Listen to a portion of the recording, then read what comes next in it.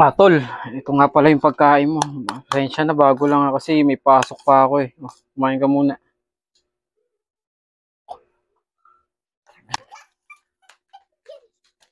Siguro tol, iwanan ko muna sa'yo to ah. Hinready ko na yung mga gamot mo tsaka pagkain mo. Ito, kung bahala ka na muna dito ah.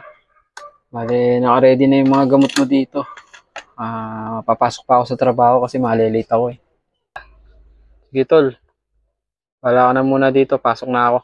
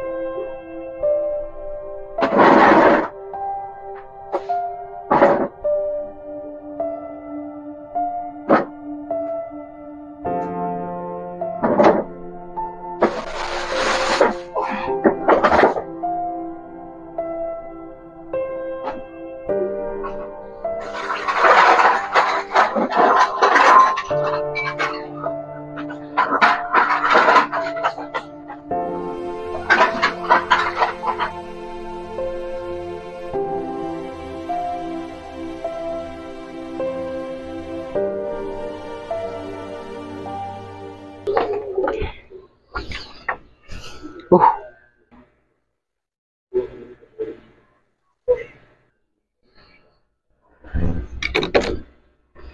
si Utol, tulog na tulog ah.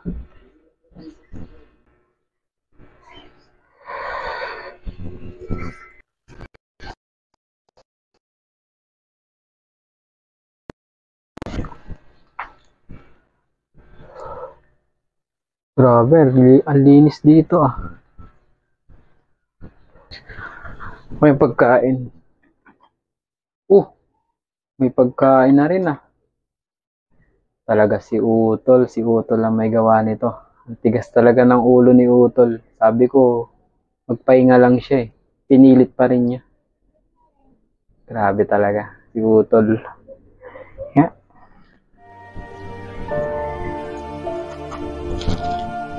Tol. Tol. Sasabihin ako sa'yo, Tol.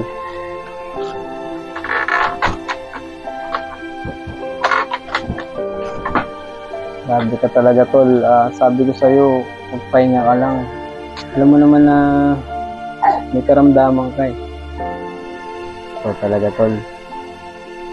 Sabi ko naman sa'yo, ako na ang bahala dito sa gawaing bahay. Pero ikaw, ginawa mo pa rin.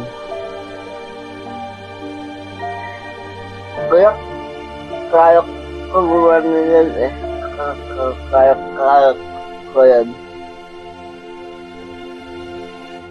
Parang napakahirap sa'yo na gumawa pa rin sa ganitong kalagayan mo. Kaya ko lumaki eh. Sige, Tol, basta lagi ka mag-iingat sa mga gagawin mong hakbang or gawaing bahay. Kahit mapalabas man o mapaloob dito sa bahay, lagi ka mag-iingat.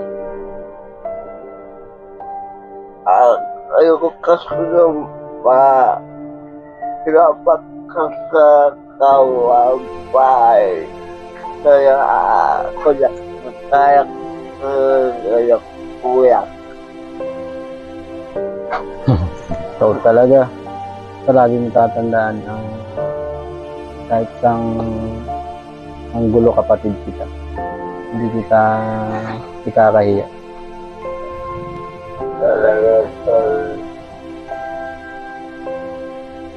Hindi hadlang ang problema upang sumuko tayo sa buhay. Tandaan natin na maraming pamilyang nagmamahal sa atin upang umalalay patungo sa ating tagumpay.